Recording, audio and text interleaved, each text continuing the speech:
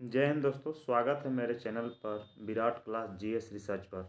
इस GS research channel पर आज आप लोगों को ऑब्जेक्टिव लुसेंट जो है उसमें खेल कूद चैप्टर से आप लोगों को आज हम कवर करवाते हैं विभिन्न देशों के राष्ट्रीय खेल, विभिन्न खेलों में प्रत्येक पक्ष में खिलाड़ियों की संख्या और कौन सा खेल किस देश का है, ये सब आदि तमाम जानकारी हम ऑब्जेक्टिव के रूप में आप लोगों को कवर करा रहे हैं। आपको वीडियो बहुत अच्छा लगेगा, जब पसंद आएगा तो आप इस वीडियो को देखेंगे और आगे दोस्तों के साथ शेयर करेंगे। चलिए देखिए, सबसे पहले पहला क्वेश्चन है कि भूटान का राष्ट्रीय खेल क्या है।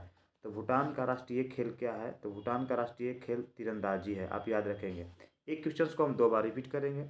सबसे पहला क्वेश्चन क्या हो गया, भूटान का राष्ट्रीय खेल क्या है, तो तीरंदाजी हो गया।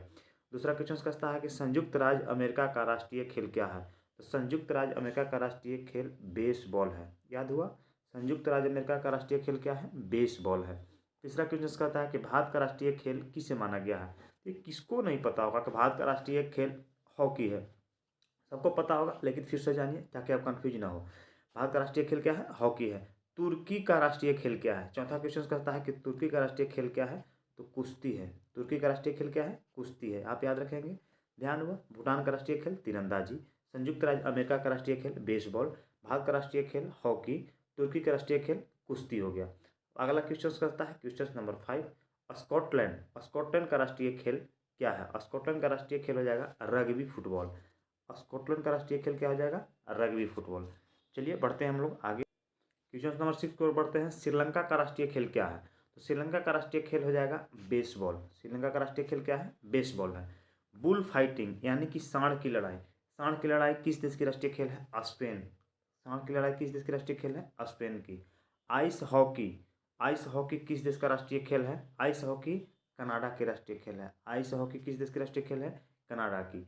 टेबल टेनिस यानी कि टेनिस टेबल वाला टेनिस, तो टेबल टेनिस किस देश का राष्ट्रीय खेल है, यह चीन का हो जाएगा। टेबल टेनिस किस देश का राष्ट्रीय खेल है, चीन का हो जाएगा। आपको याद रहेगा। बढ़ते हैं हम लोग अगले क्वेश्चन की ओर। अगला क्वेश्चन नंबर 10 कहता है कि निम्नलिखित में से बांग्लादेश का राष्ट्रीय खेल क्या है। तो बांग्लादेश का राष्ट्रीय खेल हो जाएगा कबड्डी। बांग्लादेश का राष्ट्रीय खेल क्या हो जाएगा, कबड्डी। अब इसी में 2 पॉइंट में कहता है खेल और उनके जन्मदाता देश, यानी कि कौन सा देश में किस देश का जन्म हुआ है। जैसे पूछा जाता है भारत में पोलो खेल का प्रचलन किसने प्रारंभ किया था। भारत में पोलो खेल का प्रचलन यानी कि किस देश का देन माना गया है, तो इसमें हो जाएगा तुर्क का। कौन सा देश का, तुर्क का माना गया है। पोलो खेल का प्रचलन भारत के किस राज्य में हुआ था, यानी कि पोलो खेल का प्रचलन सबसे पहले भारत के किस राज्य से आरंभ हुआ था। इसका सही आंसर हो जाएगा मणिपुर। पोलो खेल का प्रचलन भारत के किस राज्य से हुआ था, मणिपुर से। अगला क्वेश्चन कहता है कि कबड्डी खेल का उद्भव किस देश में माना जाता है। यानी कि कबड्डी का शुरुआत कहाँ से हुआ था, तो कबड्डी का शुरुआत भारत से। इंपॉर्टेंट क्वेश्चन है, आप इसको हमेशा याद रखेंगे। बढ़ते हैं हम लोग आगे नेक्स्ट क्वेश्चन में। क्वेश्चन नंबर कहता है 14। तो 14 नंबर क्या कहता है कि शतरंज का जन्मदाता किस देश को माना जाता है। तो शतरंज का जन्मदाता हो जाएगा भारत, यानी कि कबड्डी का भी जन्मदाता भारत और शतरंज का भी जन्मदाता भारत को माना गया। क्वेश्चन नंबर 15 कहता है क्रिकेट खेल का शुरुआत किस देश में हुआ था। तो क्रिकेट खेल का शुरुआत इंग्लैंड में हुआ था। यह दरवा का पीटी में पूछा गया क्वेश्चन है। क्रिकेट खेल का शुरुआत किस देश में हुआ था, इंग्लैंड में। क्वेश्चन नंबर नेक्स्ट कहता है 16, निम्नलिखित में से किस खेल का उद्भव भारत में नहीं माना गया है। तो भारत में यानी कि इसका शुरुआत नहीं हुआ है। शतरंज, पोलो, कबड्डी। तो आपको बता दिए कबड्डी भी भारत में हुआ है, पोलो भी मणिपुर से हुआ है, शतरंज भी हुआ है, बिलियर्ड्स इसका सही जवाब हो जाएगा। यानी कि बिलियर्ड्स जो खेल है उसको भारत में इसका जन्मदाता नहीं माना गया है, उद्भव नहीं माना गया है। अगला क्वेश्चन नेक्स्ट जो है कहता है क्वेश्चन नंबर 17 कहता है कि निम्नलिखित में से किस खेल का उद्भव इंग्लैंड में नहीं माना जाता है। किस खेल का उद्भव इंग्लैंड में नहीं माना जाता है, इसका सही जवाब हो जाएगा वॉलीबॉल। वॉलीबॉल का इंग्लैंड में नहीं माना जाता, यानी कि फुटबॉल भी इंग्लैंड, हॉकी भी इंग्लैंड, लॉन टेनिस भी इंग्लैंड। यहाँ ये नहीं कहना कि हॉकी किस देश का राष्ट्रीय खेल है। हॉकी का उद्भव शुरुआत इंग्लैंड में हुई है, बट वॉलीबॉल का नहीं हुआ है। अगला क्वेश्चन कहता है कि खेल और उनके जन्मदाता देश का सही युग्म कौन सा है।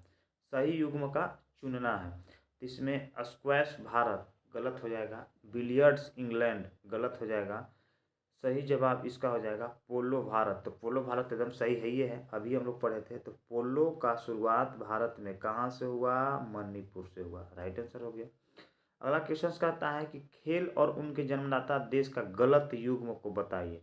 तो गलत युग इसमें कौन सा है? अभी हम लोग पढ़े थे शतरंज जो है इंडिया से है, वह रूस से नहीं है, तो इसका राइट आंसर हो जाएगा सी। चलिए हम लोग यहाँ तक कवर किए, अब बढ़ते हैं हम लोग आगे नेक्स्ट में, यानी कि क्वेश्चन नंबर 20 की ओर। 20 नंबर क्वेश्चन में कहता है, आते हैं इधर, खो खो खेल में कितने खिलाड़ी एवं टीम होते हैं? खो खो खेल में कितने खिलाड़ी एवं टीम होते हैं? तो एक टीम में, सॉरी, खो खो खेल में एक टीम में कितने खिलाड़ी होते हैं? तो खो खो में एक टीम में 9 गो खिलाड़ी होता है। खो खो में एक टीम में कितने खिलाड़ी माने जाएंगे? 9 खिलाड़ी। इसमें एनटीपीसी में पूछा गया है। वाटर पोलो में एक पक्ष में कितने खिलाड़ी होते हैं? वाटर पोलो में एक पक्ष में 7 खिलाड़ी होते हैं। वाटर पोलो में एक पक्ष में कितने होते हैं? 7 खिलाड़ी। एक पोलो टीम में कितने खिलाड़ी होते हैं, यानी कि पोलो के एक टीम में कितने खिलाड़ी होते हैं? तो एक टीम में होते हैं 4 खिलाड़ी। कितने खिलाड़ी होते हैं? 4 खिलाड़ी। एक पोलो टीम में कितने खिलाड़ी? 4 खिलाड़ी। बेसबॉल में प्रत्येक पक्ष में कितने खिलाड़ी होते हैं? तो बेसबॉल में प्रत्येक पक्ष में 9 खिलाड़ी होते हैं। बेसबॉल में प्रत्येक पक्ष में कितने खिलाड़ी होते हैं? 9 खिलाड़ी होते हैं। अगला नंबर क्वेश्चन कहता है कि सॉरी, बेसबॉल में प्रत्येक पक्ष में खिलाड़ी की संख्या 9 होता है। बेसबॉल की प्रत्येक टीम में खिलाड़ी की संख्या कितना होता है? दोनों क्वेश्चन तो सेम सेम है, इसका सॉरी, वॉलीबॉल है, बेसबॉल नहीं है। वॉलीबॉल की प्रत्येक टीम में कितने खिलाड़ी होते हैं? तो इसमें 6 हो जाएगा। बेसबॉल रहता तब 9 होता। बास्केटबॉल के खेल में दोनों ओर कितने खिलाड़ी होते हैं? यानी कि बास्केटबॉल के दोनों पक्ष के बता रहा है, तो इसमें सही जवाब हो जाएगा 5। दोनों पक्ष मिला के कितना हो जाएगा? 5। बढ़ते हैं हम लोग नेक्स्ट आगे 26-27 क्वेश्चन को पढ़ते हैं।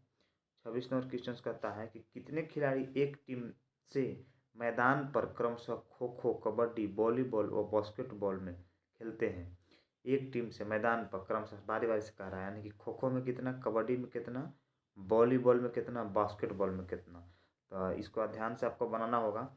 इसका सही राइट है तो खो खो में 9, कबड्डी में 7, वॉलीबॉल में 6 और बास्केटबॉल में 5। यह बिल्कुल राइट आंसर हो जाएगा। खो खो में 9, कबड्डी में 7, वॉलीबॉल में 6 और बास्केटबॉल में 5।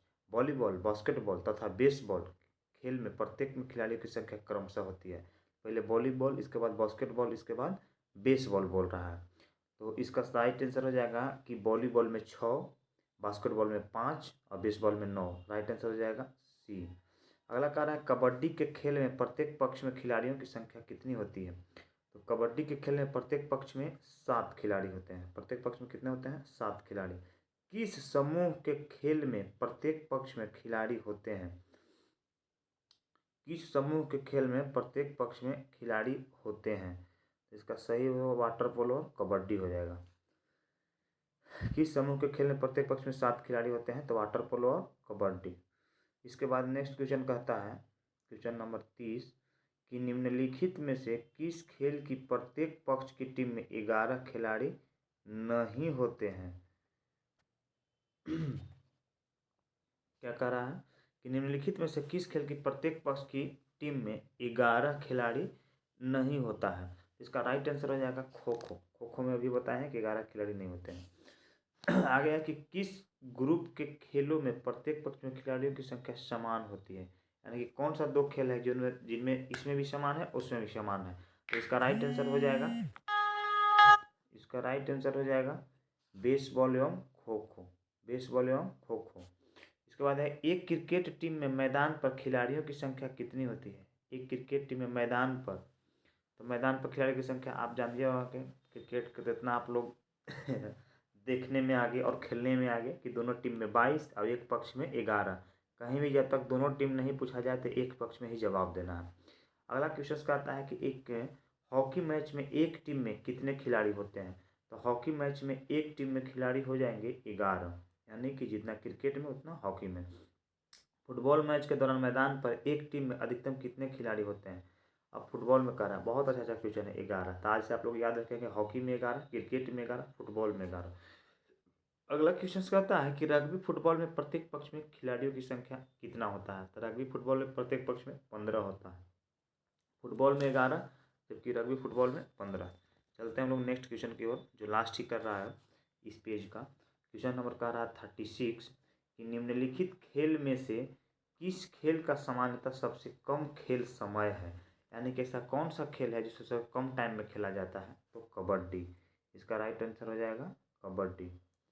इसके बाद कह रहा है किस अंतर्राष्ट्रीय फुटबॉल मैच की सामान्य समयावधि कितनी होती है। फुटबॉल को सामान्य समय अवधि कितना माना गया है। इसका सही आंसर हो जाएगा 90 मिनट। आप लोग मान ही रहे होंगे, जानते ही होंगे, 90 मिनट का एक पारी होता है। आगे क्वेश्चन कह रहा है कि किस अंतर्राष्ट्रीय हॉकी मैच की सामान्य समयावधि कितनी होती है। किसी अंतर्राष्ट्रीय हॉकी मैच की सामान्य समयावधि कितना माना गया है।